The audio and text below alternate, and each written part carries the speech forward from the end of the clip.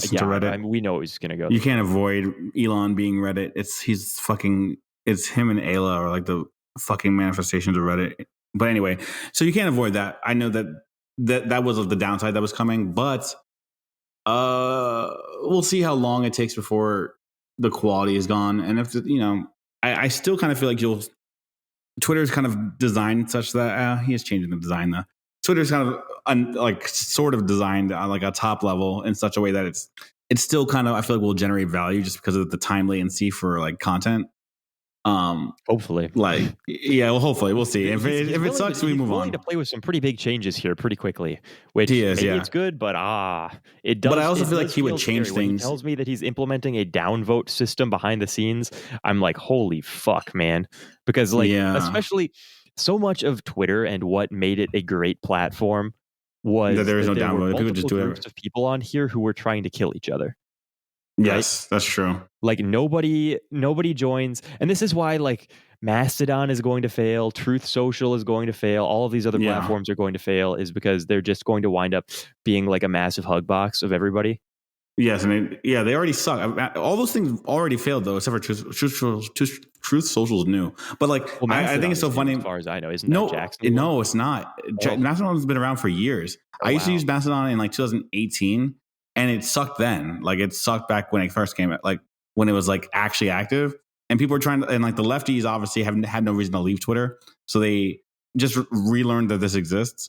And it sucked and it's been sucking. And there's nothing that a new wave of people is going to do to make it suck less. For much of the same reason you're saying.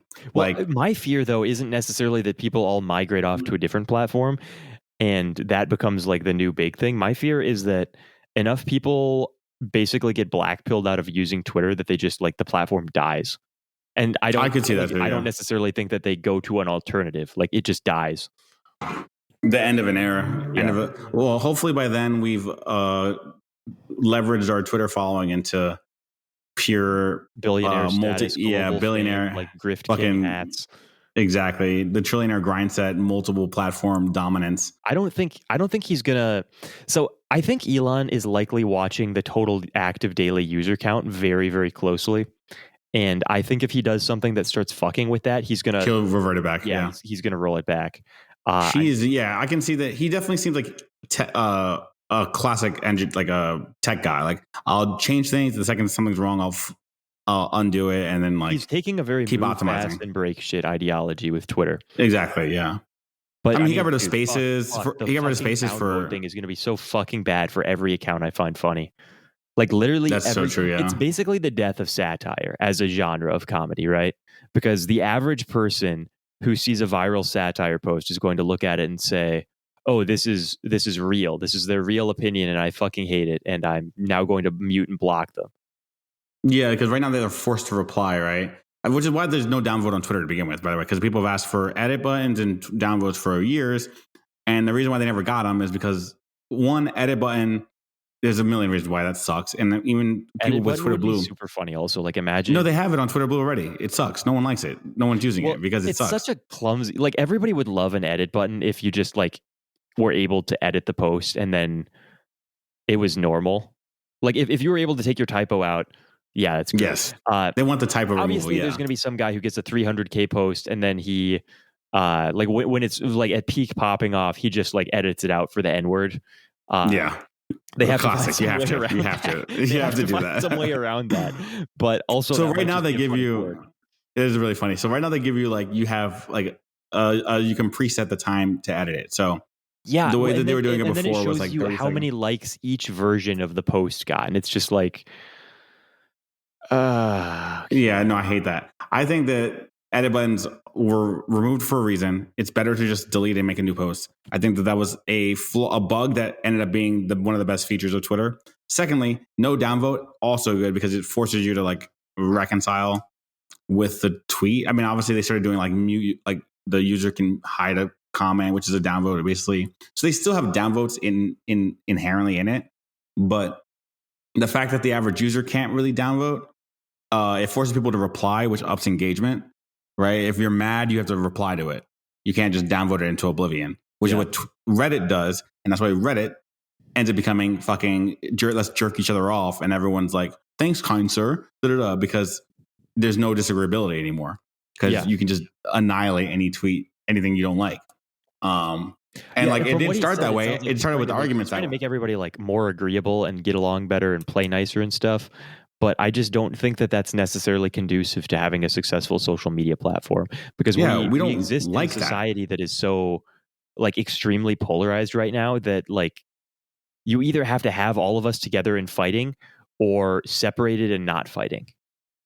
Yeah, I don't know why everyone's such a fucking pussy and like can't handle arguments. Like it's like no one's getting killed. People just argue. It's okay. It's okay if it's caustic. In fact, you know what the funny thing to me is? It's not even like your tweet. It's not even like you don't give users the 100% of the capabilities to not have a caustic timeline. Like it's just that people choose not to, and then they complain about it. Right? It's like, oh my god, Twitter's such a hell site. Everyone's so mean. But they don't block. They just keep talking to people in DMs. Mute is such an awesome muting. I mute people all the time. I over the last month, I have been starting basically anybody who responds anything like moderately retarded to me, or not even. This is another funny thing that I've been doing. So if I see them responding something retarded, not even to me, just anywhere. Anyone. Yep, that's what I mute for. Yeah. I'm in the replies on a viral tweet, reading around, and I see some guy saying like the dumbest, most annoying bullshit ever. I will likely never encounter this person ever again in my life, but just to make sure, fucking muted. Yeah, it's amazing. It's so satisfying. Yeah, I mute people almost never for replying to me. I mute them almost always for replying to someone else, or they made a tweet. I'm like, this is dumb. Why am I seeing you? Yeah, I'm just like, I don't want this on my timeline. Like, and you get all the tools to do this. Dude, the mute function is really good. Like it's really good. Yeah, from everything. Mm-hmm. I don't know. Like this is what I've always for years I've been saying this. Like, how are you complaining about a website that like lets you choose what you see at all times? I don't understand how. Literally, my mom was doing this the other day. She was telling me how Twitter is so like political, and it's like, and I'm like, it's very much so a like nigga, you made the sandwich moment. You made the sandwich. Eat like, what are you complaining about? Just make a fucking different sandwich. You can mute words. The fact that you can mute words and just delete entire genres if you want is insane. That people don't take advantage of for some reason. That one, like being able to mute specific phrases or like it's crazy. I just can't. They get so many tools to edit content, and then they still want a fucking downvote button. Like, shut up. No, you don't get a downvote. Well, I guess you are getting one because we have King Reddit, but still, you're something a pussy that I like is I'll have muted somebody a long time ago in a forgotten land, and somebody will send one of their tweets to a group chat or something, and I like go through and I try and find out why I muted them, and it's always like some super hilarious like it's like, oh wow, this person was like a total dipshit under this like extremely far away viral post, and I never thought I would see them again, and yet here they are, and I was so fucking right. And when I unmuted their, like, it's inevitable that when somebody sends the post to a group chat, they're saying like, LMAO, look at this dumb bitch or something like that. Oh, I've never muted someone. There's been 0 instances in years of me having muted an account or me even blocking an account, and then someone sends them and I'm like, yeah, I was wrong for doing that. My snap judgment, completely arbitrary snap judgment about them is 100% right every single time. The other really funny thing that can happen is they can send a tweet of, and this has started happening more and more. Someone will send a tweet of someone like who's like responding something like aggressive to me, and they'll be like, LMAO, look at this retard. And I go and I look and I realize that this person has been responding to me like once a day for like the last 3 weeks. Nice. With you like can't zero engagement, just like pure like rage posting at me. And I haven't seen it because I've had them muted. Oh, yeah, it's amazing. It's so satisfying. And it's like, yes, keep kicking and throwing a tantrum in the void. No one cares. You feel so powerful, dude. Knowing that this person is out there investing like this much mental energy into it, and you simply cannot see them. Oh my god, that's so powerful. So funny. I think they just need to make the mute button on the main. Well, it's just a drop down, but there should just be like a more visible mute button. I do wish there was a much easier mute button.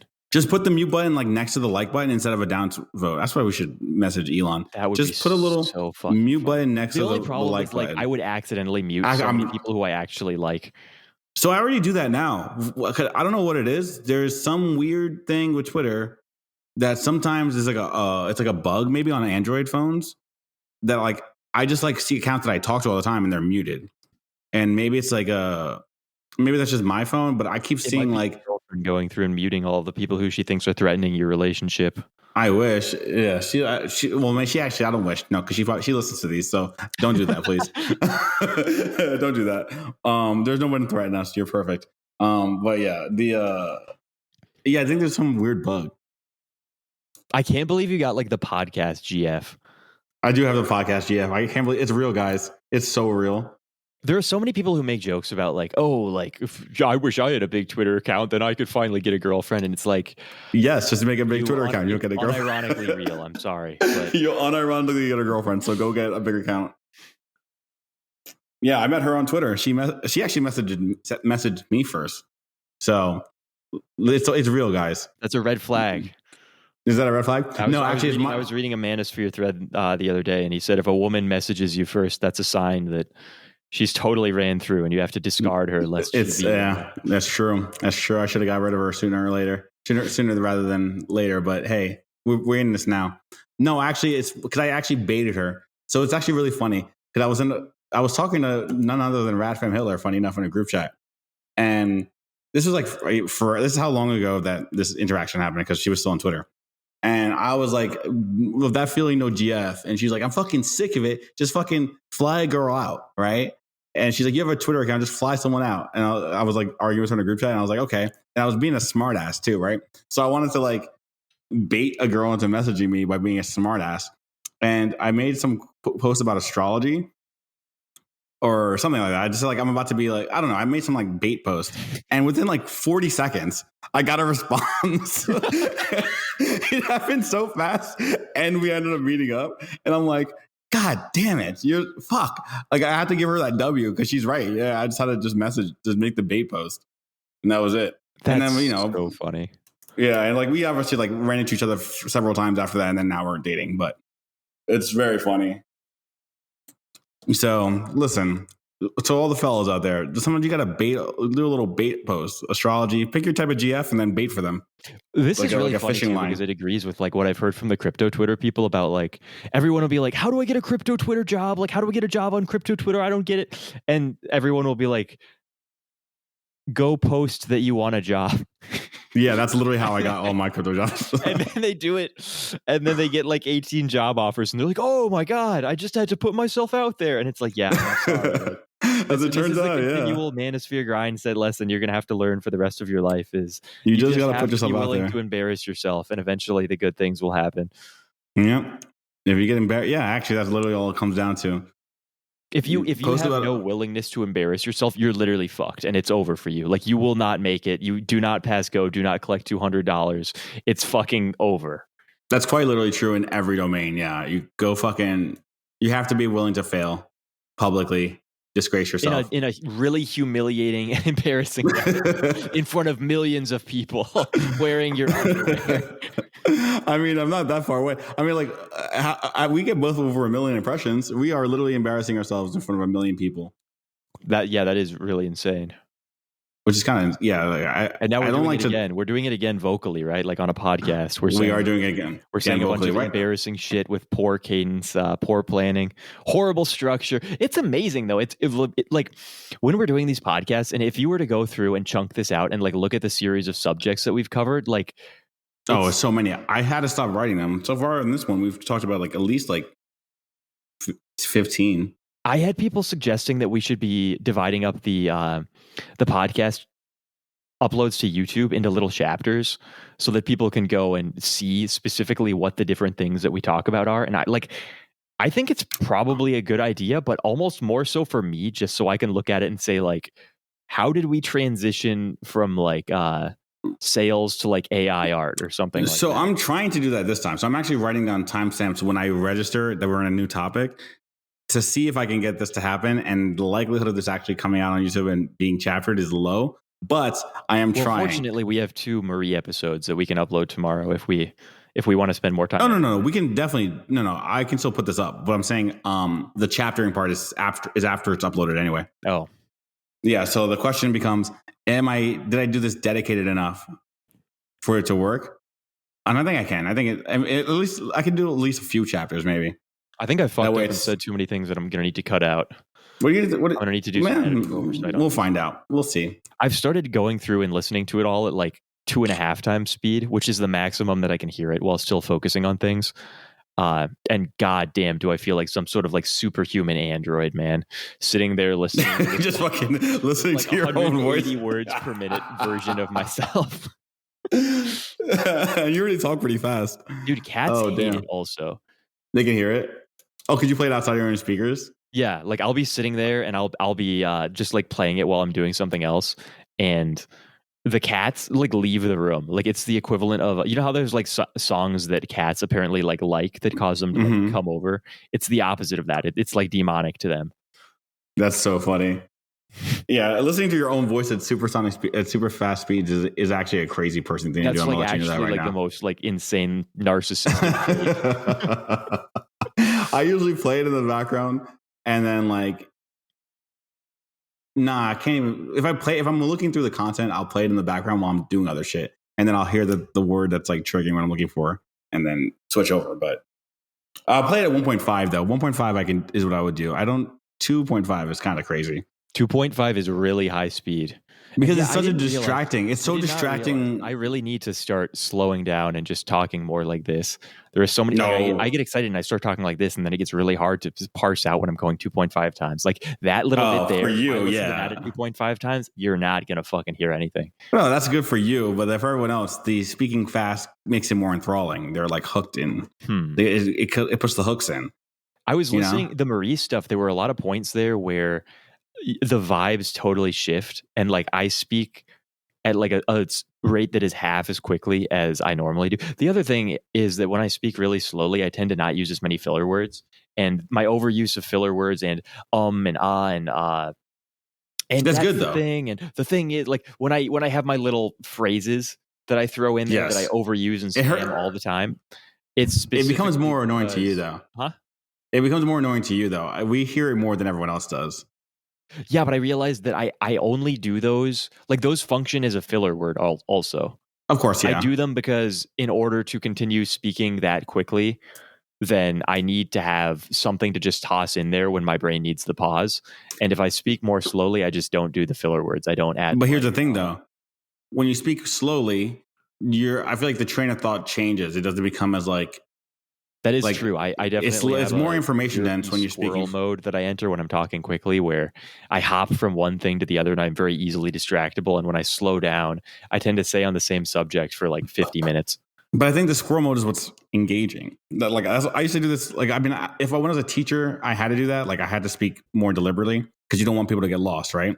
But we're just having a conversation, and people are just having a parasocial relationship with us. So us speaking and fucking being jittery squirrels is more authentic because that's how we actually communicate. Whereas if this was a lecture or like I was narrating like a book or something, speaking slowly and deliberately so there's nothing getting lost makes more sense.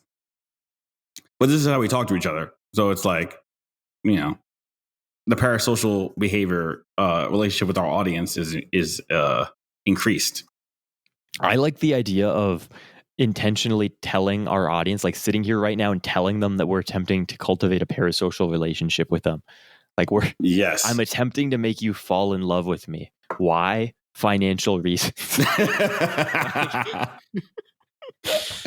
Are we attempting? I think there are. If you're this deep into the pod, you're already we might hooked. have succeeded. Yeah, you might. We've already succeeded, bro. Did you see that I tweeted something about how something that nobody considers is in order to podcast, you have to re-listen to your podcast every episode in order. Oh my god, it's so true. And Anna K retweeted. That was pretty funny. But I had a bunch of people commenting and saying, yeah, podcasters are the most narcissistic scum on the face of the earth. Like that's how you know these people are fucking just garbage, trash humans. And like all these people who didn't know I had a podcast were like just like just like shitting on them, beheading all podcasters. And I was like, oh my. Whoops, this is what you think about me? I don't want to tell these people about the pod. Oh, sorry. I didn't know this is what you think about me. Yeah. Yeah, but this is true, though. Tell them and they're like, oh, not you, Lucas. You're different. You're better. They like hide the axe behind their back. Yes, no, we're different. We're better. We, of course, have to listen to our own podcast. I'm so glad I don't have to edit because I go on. I guess I do two technically. I don't really feel like the other one's mine though. Though James claims that I'm one of the co-hosts, which I guess I am. I'm in all the episodes anyway. Oh, on James's?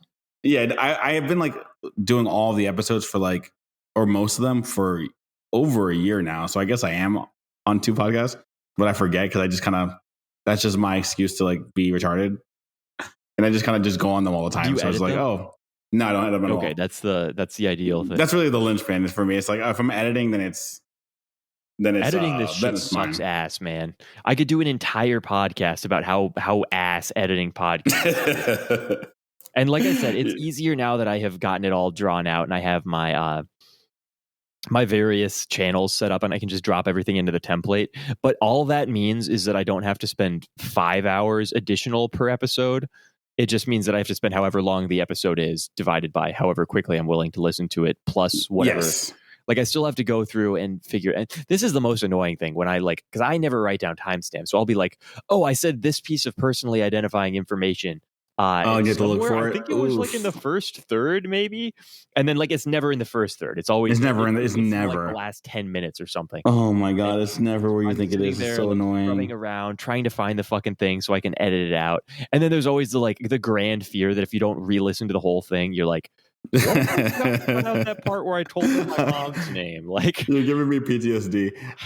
Yeah, that's what made it's never the recording the podcast that you dread. It's because again, even for myself, like I've gotten fairly like routine about it, but like you still at the minimum have to listen to the entire episode, like because you never know if something needs to get removed or if there's like some fucking you don't think about fuckery. Like there's a lot of very conversational things that you go back and you realize like, oh, now that I'm listening to this, I realize like I could triangulate this person's exact GPS coordinates down to like 80 sig figs. Exactly. So it's like you have to at the minimum re-listen to everything, and then of course you have to upload everything to everything, make the titles and the copy. Like that shit is annoying. So it takes at least 1.25 the length of a podcast to edit it at minimum. All right.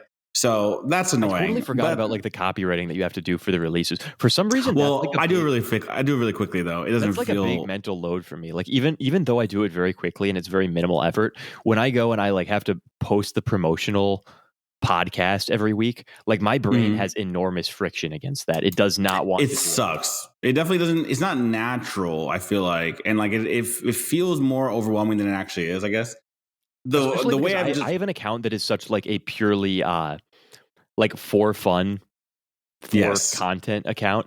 So then it's harder for you for sure. I shill something else is really, even though like the thing that I'm shilling is itself also content. Like it's not like, oh, here's this YouTube video that you have to pay for, right? It's like, yeah, there's extra stuff on the Patreon, but like you're still giving free shit again. Right. This is still like very largely free. But it still, for some reason, feels like it's different. Yeah. But I don't know. It's weird that like, yeah, I don't know. It's strange. It's just like I kind of have like a mental template of how I'm going to do it every time.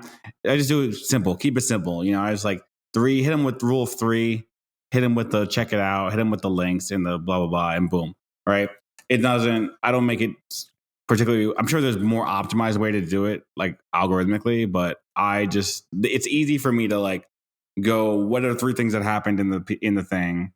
What's the name of the episode, etc., and then keep that as a mental template for posting it.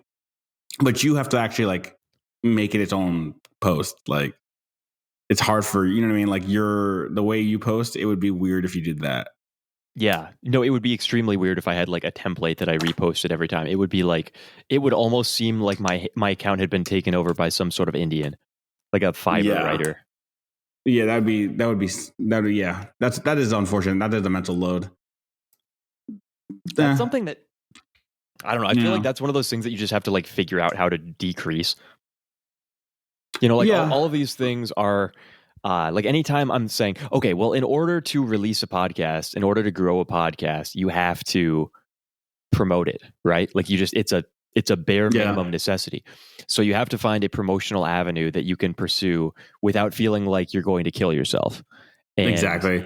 If you can't do that, then why are you even making the podcast in the first place? So it's one of those things that like you have to do it or you have to stop.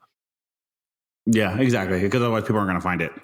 Yeah. And then you just have to find fun ways to do it, right? It's like with DT. Like DT also is like with those tacos when he was doing his, like he does fun marketing, and then sometimes he just doesn't market. Like I mean, you have to market, but like pretending that it's like paid and say like we're limited for a limited time, like free podcast offer.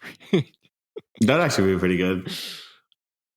And then we get like a reply like, "Oh, it's gonna be paid." Oh, yeah, I know. If you don't act now, it's just to be behind a paywall, bro. Immediately, or else you have to listen to our podcast within the first 3 days. How are we sitting on our hours, by the way, for channel monetization? Oh, actually, let's check it out. Let's check it out real time. I believe it's like 2,800. I've had to guess. Maybe a little more. Actually, we had an episode. Let's see. Boom, boom, boom, boom. Monetization. We have 2,878. Not bad. Not bad. What was the view count on the last? Was it like sub 400? Oh, we have 1,400 subs now. It is sub 400. Yeah, but it's because the audio is fucked. But it's not that bad. Well, I think the thing with the last one, I think our audio was actually okay, but the issue is I'm shadow banned. No, my audio is. Oh yeah, you're also shadow banned. So I forgot. I'm shadow banned, and if I have like the main promotional outlet in terms of like engagement, then our Twitter our Twitter audience is they're fucked. It's over. That's a good point. Yeah, that's actually a really good point. Yeah, because I guess it's like, yeah, it's like I'm like 1/3, you're like 2/3 of the views if we shield on Twitter, at least size wise. And I think now I'm probably like, I mean, I think our post got like a similar number of likes when we made them this time. Yeah, but you don't get the same views. Oh. Well, we're still trucking along.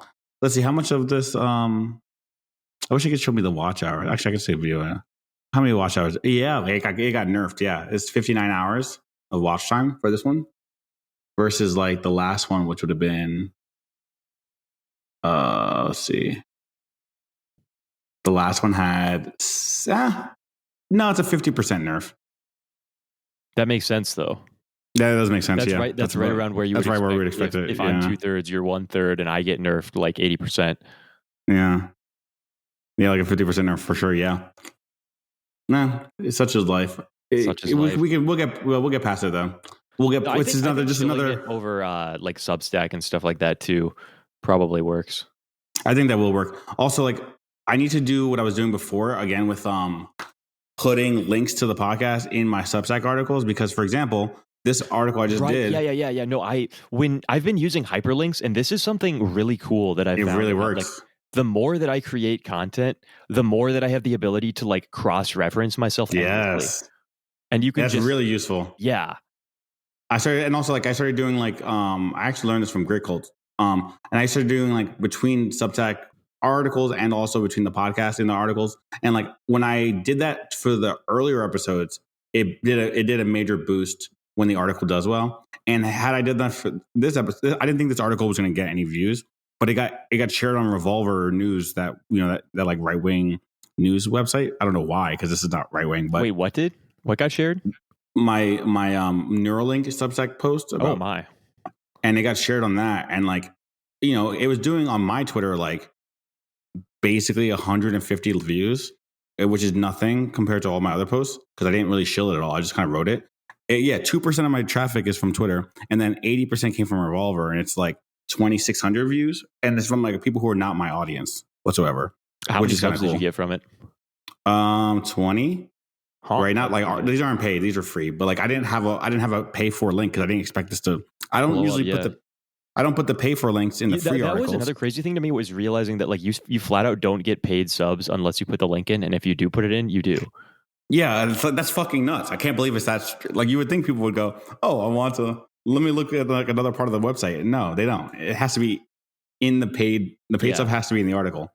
But had I done that, and also had I put the podcast link like I do in a lot of other articles, I would have, generated traffic, right? Because these are 2,500 people I'd never seen before. With trying to paywall stuff is, it just feels like nobody's going to read it, right? And most of my stuff is, if I'm writing an article and I come to the end, usually I keep most of the impact in the end.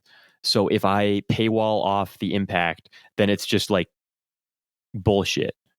Like it's just bad content. So sort of. So yes, but what I usually do, what I've found with this, because I do the same thing too.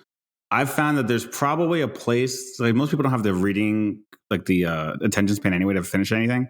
So there's usually a spot like 30 to 40% into it where you have a punch and they kind of have like that has like a punchy, that you could put a punchy thing and put the paywall there. So that for the people who weren't going to finish the article anyway, they can go, oh, there's shit beyond this. And then people who are hooked are going to want to read past it. Right. So it's like you hit like a punchy part of it, 33% into it or 40% into it. So that people who want to look past the paywall are like motivated now because they're like, oh, the good shit's about to come. And then the people who weren't going to read it were like, oh, that was satisfying. And this seems like a good article. I'll share it.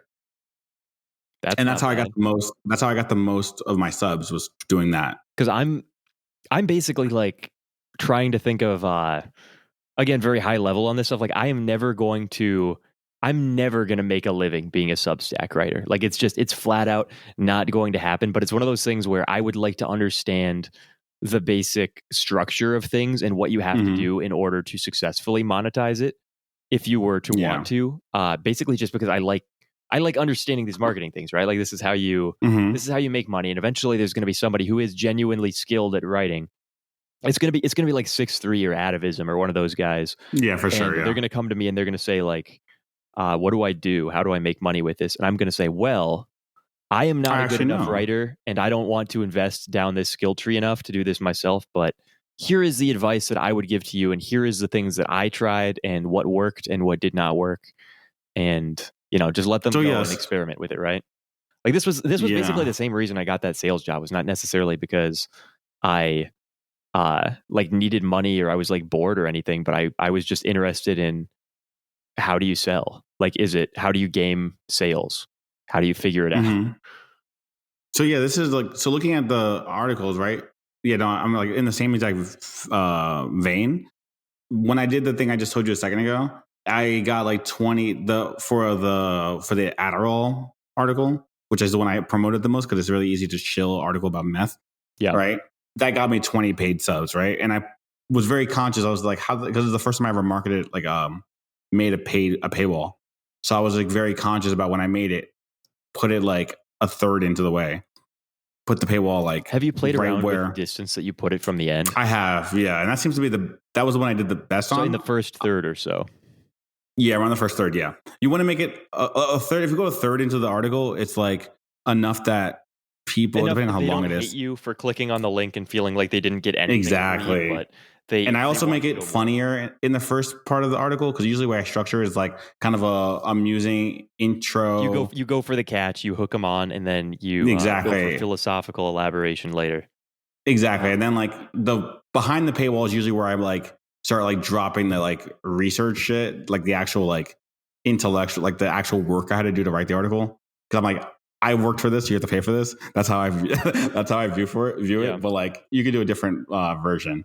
And then I make like a punchy ending, but like, yeah. So you haven't been selling anything other than entertainment either.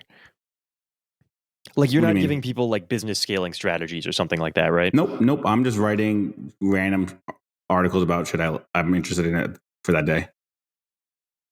I've never done anything like with even the semblance of like you make money from this. How many articles do you do per day? Do I do per day? Yeah. None. I do an average of like one every week and a half. Oh, okay. Yeah, well, you do multiple a day. I was trying to force myself to produce like one little short form thing every day, and I took I took a couple day break here because of my. So my ideal version and my goal for 2023 is to do 2 or 3 short things in a week. And then maybe like one long thing. The problem is my motivation is not like that has not worked doing that, right? Yeah. So what I feel like, I feel happy at the moment, but I want to increase this for 2023 because I have people paying now. I feel happy if I can get one longer paid thing out in a week. A good week is like a short thing and a long thing. So like I'm trying to release something long on Monday. I dropped something short this past Thursday. So I'm trying to like, if I can get something, if I can have more than one article out in a week of varying lengths, I feel like that's enough to warrant the pay. I've started like since I've started putting stuff on Substack, my biggest issue has been I have a capture of so many ideas. Like I'll be saying something in a group chat and it's like you said, right? Like we're having a conversation about something fairly interesting and I realize, oh, this is something I could elaborate on really deeply in some sort of like a little article, stuff like that. And then I take the idea and I take the prompt and I copy it over to the Substack post thing. But I now literally have like 50 of these things that I could write articles. Oh, dude, like, I have so many of these. I have so fucking many drafts. So many fucking article stubs, and I don't know what compels me to, because like the feeling of friction that I have when I go to start writing an article based on a prompt is totally different than the feeling of friction I feel in the article itself, right? Like I might be horribly, like there's a really big mental barrier for me to go write an article about X subject, but then once I actually start doing it, I love it. Easy. And want to do it. But there might be another thing that I'm really drawn to doing, and I get in the article and I just cannot find any flow to it. That's me right now with the article I'm trying to release for tomorrow. The vitamin D one, I really like it. It's just hard for me to flow writing it. Whereas like the other articles, vitamin like I didn't D want... is impossible to write about. Also, it's flat out fucking. I mean, you have everything from the pietist stance that it's not a vitamin, it's actually a hormone. So that's my stance too. But that's your stance. I mean, I think that's what it is considered a hormone now. I don't think they think it's a vitamin, but I'm not sure. I'm looking up. That's what a lot of people seem to agree with. But I don't think that's only pietist though. No, it's not only, but it's like the only people who interact with us on this sphere who say that are pietists generally. But it's a massive, I don't know. There's a massive discrepancy in what different groups will say about vitamin D. Yes, that is true. That's actually what's making it hard. My goal was to write like, what am I doing and how do I, like, what are the risks, but then also give like a history of like how vitamin D has been like, I don't know, kind of give like an overview. But again, it's hard for this to flow. And I started taking 10K units or IU or whatever it is every morning, probably like a week or two ago. And I mean, this is dumb. It's one of those things that everybody knows, but it was like actually had a very fucking noticeable effect. Like I would be there, absolutely, morning, like feeling super amped up, and obviously took it with all the magnesium and K2 and all of the other ancillaries and stuff. But I don't know. I feel like every winter I have this same exact realization. Like, wow, vitamin D actually has a noticeable effect. This is crazy. Yeah, right. It's funny because it should be obvious, but it's not. And then like it's so funny because if you shill it to people, you always get without fail some fucking idiot in the reply like, "This is dangerous," or it doesn't work. They need to calcify your veins. You need calcium and then shuttle it around, right? And you need the K2. Yeah, or you get the people who are like, I saw a random study they did in Mongolia on children, and they did a vitamin D, and it didn't even have any effect. And you're like, you read the study, and it's like 500 IUs that they were gave to kids, and they were like, oh, nothing happened. And then the study's like fucking funded by it's like not pharmaceutical vitamin D3, companies. It's like vitamin like D1, which is totally not bio. It's always D1. It's almost always fucking D1. It's like, what the fuck, dude? It's like, so anyway, so this is half the reason why I want to write it, because like I want to condense all the different shit I've read about it over the years, because like I feel like I have a fairly reasonable understanding of it. And like the average doctor is not really looking up the cutting edge theories on, or like research on vitamin D. Like there's not, they don't have a reason to. But at the same time, it is very annoying and hard to write. It's not fun like writing about calling Elon Musk the Antichrist, which is one of my articles that I have. Research content sucks ass, dude. Like having to cite anything sucks fucking ass. It's so bad. But again, this is why I love Twitter, because you don't have to. You can just make these claims, and then people are like, "Well, it's fine. He didn't back it up. There's only 240 characters. It would be a waste." Yeah, right. No, this is why I have the paywall. The paywall is for anytime I have to research. That's literally my line. I will give it to you for free if I wrote it off the top of my head in 30 minutes. If I spent more than that with like looking up links and shit, I'm absolutely putting a paywall on there. And now that I can charge for the effort, it opens up my brain for what I'm willing to write about. And this is what I've found to be very nice. But I have a cool list of drafts right here. I have a vitamin D one. I have a thread where I was like typing women based on Pokemon types. which I'm never releasing because that's going to get me in so much trouble. That's going to get me in so much trouble. I have an article that says Elon's so base. Dude, I think you might want to release the Pokemon one as like prime incel bait. Like I gotta try. I gotta like prime my girlfriend on that first. I can already feel walled Twitter calling you an incel for the Pokemon. Oh, for sure. I have to already. I have to prime my girlfriend before I release that one. I have one that says Elon's so base. It's a shame he's the Antichrist. Like that one. Yeah, I basically tweeted that one yesterday. I think I said something like a big fan of the way Elon prevented doxing. Too bad he's probably the Antichrist. Yeah, it's perfect. And I have like, one of the other ones I really wanted to drop, but I might still do it eventually. But I actually started writing this when I had a job and I was on Twitter when I shouldn't have been. And my boss followed me on Twitter. So I was like, this is such a stupid thing to post. But it's called like how much of the GDP is lost to chess. And like how much like our engineers and shit playing chess on office hours. One. Yeah, I think that would be a really cool one to write. And now, so now that I'm not working at that place anymore, I could totally do it. So, but I need to do research for that one. But I think that's a fun like prompt. Also, I spent most of my time working there on playing chess. So I got laid off, but it had nothing to do with my performance. So we vibe. It never does. Such is life. It never does. It had to do with just crypto market crashing. Thanks, crypto. Yeah, this is my my womanly career history at all of these companies who would basically never fire you. Wait, with the exception of now, I guess. Going forward. But basically all of my jobs they would be more likely to give everybody a pay cut across the whole class than they would to then fire. Yeah. Yeah. I feel like, I'd say the same thing. Yeah. I think for me, they deleted a whole like department, like all of the marketing, because there's no reason to market when no one has money, which was like, yeah, that makes perfect sense. You don't need biz dev when everyone's broke. They laid off everyone except for one person. And because they need someone to do like content for Twitter, like just like posting updates, but they don't need like business development or like, any of that shit. Like we don't need, no one's going to fucking do anything. Do you want to know something hilarious, man? I'm going somewhere with no HR. Oh, that's so base. No HR. Like the department does not exist. That's how you know you're really in tech. That's how you know you're truly in tech. I'm jelly. I mean, I guess I haven't had HR in a while either because crypto doesn't have HR, but that's so true. Crypto as a whole will never have HR. Yeah, there's just simply not enough women. You don't need the HR. What are you going to complain about it? To who? About what? And what are you complaining about?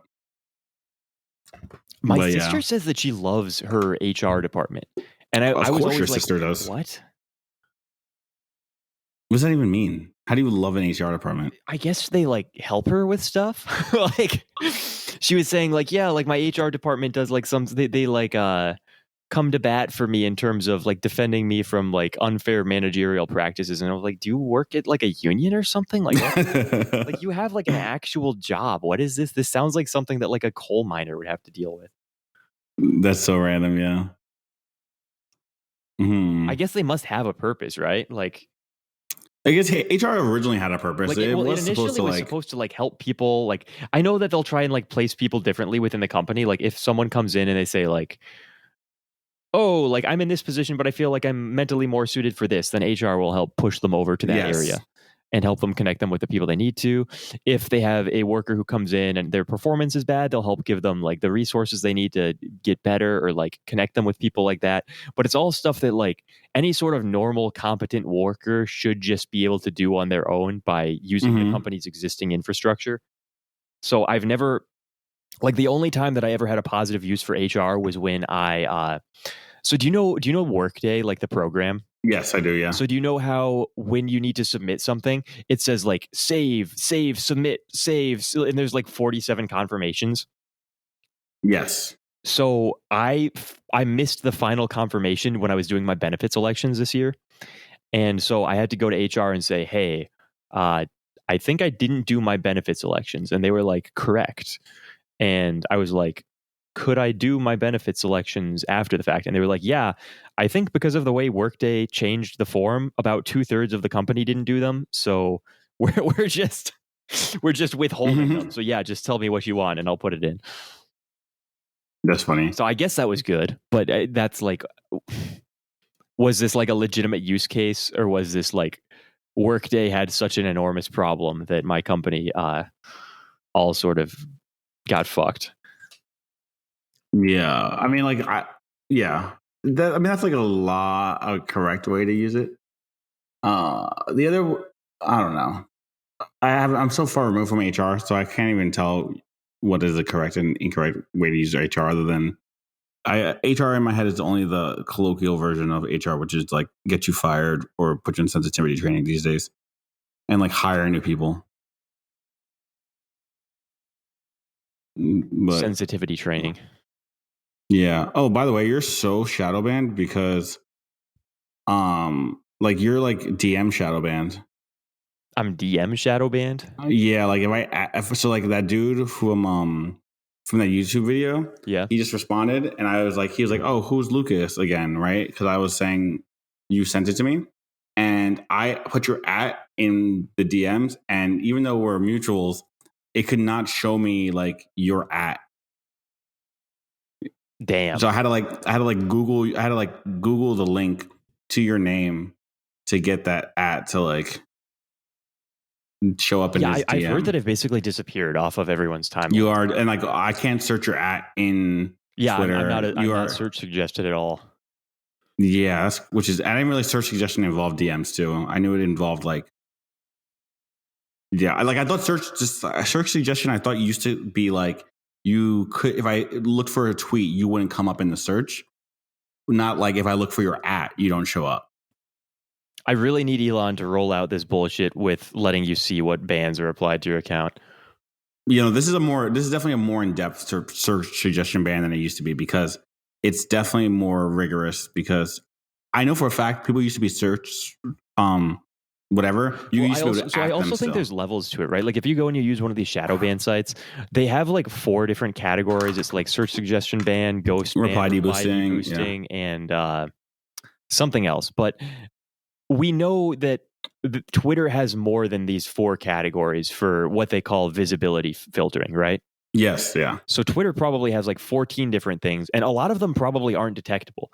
Like most of the ways that they limit your engagement probably are not things that they could test through a the old API. I think it's probably a newer. They have because all these websites have the same 4 things, right? I'm sure that the current system is certainly multi-dimensional, and they probably don't have it linked out to the API for sure.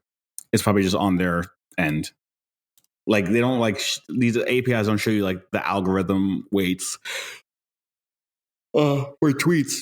So I can't imagine they can show you the algorithm weights for account visibility either. Because I know that like with because Rune used to work at Facebook, and he used to say like their content team like changes all the weights on the algorithm constantly. And it was hard to like really explain what it was, because it's constantly being monitored and altered. There's definitely been a lot of really fast changes since Elon came on, but it seems like, I don't know, I was kind of hoping that this whole like account banning thing wasn't going to happen, but it's like clearly happening. Like the weirdest thing is like it's not happening to 0 HP Lovecraft. It's not? What do you mean it's not? No, like you can. He's popping off now? Yeah. Well, like his state of banning is like substantially less than mine. Oh yeah. He's just been. Oh yeah. He's back at like thousands of tweets. He's in like a neutral ban. He's just in like a. He's not search suggested or any of those kind of bans. He used just to be search suggestion ban. It got lifted recently. Yeah, he's just not like he can't go like site wide viral, whatever that kind of ban is. He can go like his sphere and adjacent spheres. Like I can see his tweets on the timeline, but he can't hit all of Twitter. I don't know what they call that. It's probably like a sphere locking thing they do. Speaking of, people are so mad at that Justin Murphy tweet about fatherhood and him being sad that he can't just like be a fuck off degenerate. And I was like, that's so reasonable. Why is everyone mad at him for that? Of course, that's the whole point of being a fatherhood. You have to be like mature now, right? You can't. There's a freedom weed thing. It was purely because they were able to say you're smoking weed. Oh yeah, that's fair. But he's also, I guess that makes sense. Yeah, I'm like, but like it's a broader point. Also, he probably did other drugs, not just weed. It's probably just the weed is just the easiest thing to say because it's acceptable. I'm sure he was doing. Well, so a lot of it is that he made his branding and the way that most people in that part of Twitter know him through those sort of like manosphere type, like if you have more than 5 friends, you're gay tweets. And then he comes out and he made this big thing, being like vulnerable and talking about how he feels he doesn't have as much free time. And so everybody is going to say, they're going to turn his own rhetoric back on him. Of course. And they've been wanting a reason to be mad at him. Yeah. And it's the easy bait. And if you're vulnerable on Twitter when you're an ironic poster, they're going to especially when you make your brand like a stoic manosphere. Like he's going down the like self-improvement route. He's also doing a bunch of edgy stuff. I get the sense because when you talk to him, he's a very like soft-spoken, like more nuanced, reasonable guy and stuff like that. But when he is posting, it's almost like Marie in terms of like the total disparity between the persona and the person.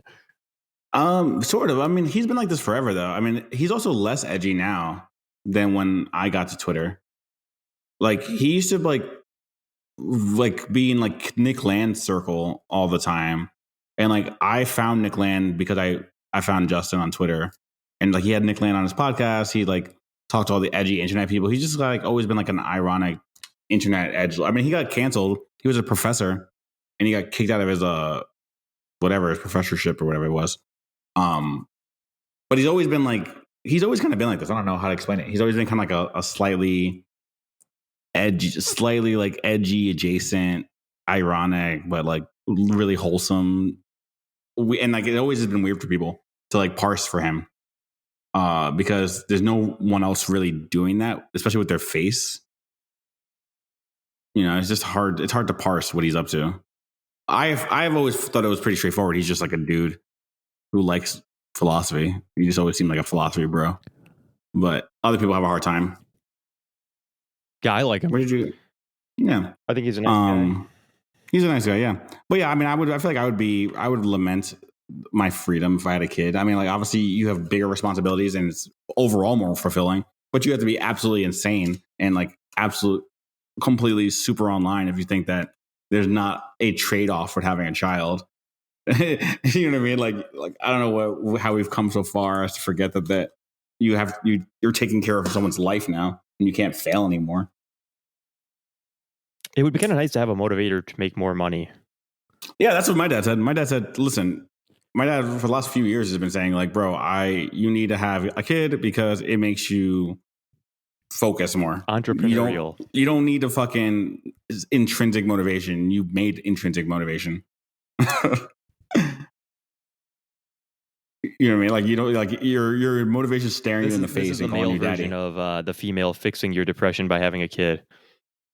It is, yeah. But this is like fix your finances. He's like, you make more money because you have to. Also, like your career usually.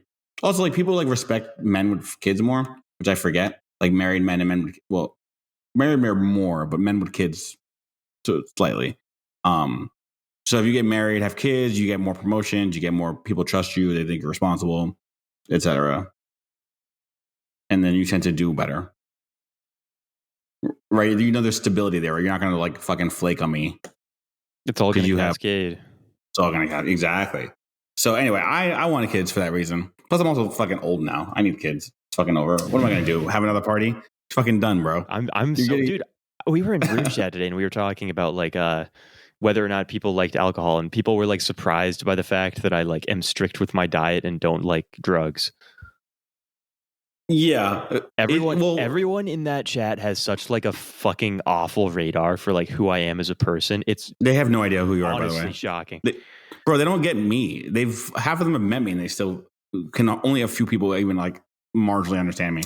And yeah, they have zero clue. They think you tell them the meth story, so they think you're a fucking degenerate. And I'm like, not that it's like a past experience. That's funny. Yeah, they have really poor. I mean, it should have made more sense to me since they're like tech adjacent. All of them. I think there's a lot of like. I think a lot of them are like not internet deep. Like this is sort of their first experience with like It is their first experience, yeah. Yeah, with even like a large active group chat, and like the idea of being able to tell what somebody is like from a group chat versus in real life, especially, is like not something that a lot of them have had a ton of experience with. No, definitely not. And like I keep forgetting how many people came online during the pandemic. And I think it's like all of them. It's almost all of them. Yeah, exactly. It's only the depot, like other than Rune, because Rune can pick up on it pretty easily. But Rune's not going to say anything about it. He's just going to go about his day and like watch chaos unfold.